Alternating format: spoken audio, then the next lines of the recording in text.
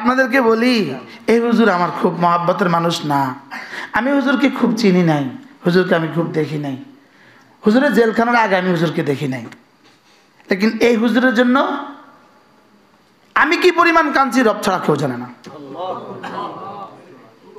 কি ভাই, কিন্তু এর আগে কিন্তু আমি হুজুরকে দেখি নাই। হুজুর জেলখানা থেকে বাইরে হওয়ার আগে আমি কিন্তু কি আমি হুজুরকে দেখি নাই। আমার জন্য রোজা রাখছে হাজার হাজার মানুষ যারা আমার দেখে নাই। আমার জন্য তওয়াফ করছে মক্কা জুড়ে হাজার হাজার মানুষ যারা আমাকে জীবনে দেখে নাই,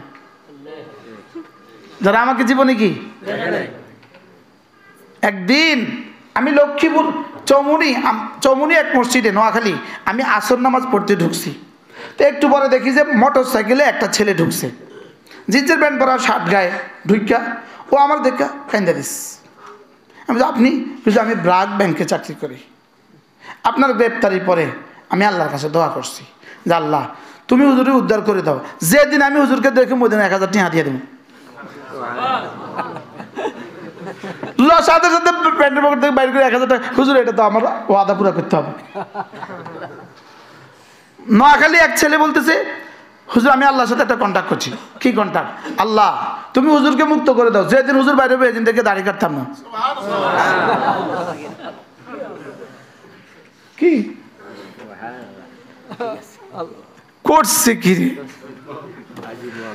আজীব মামলা না?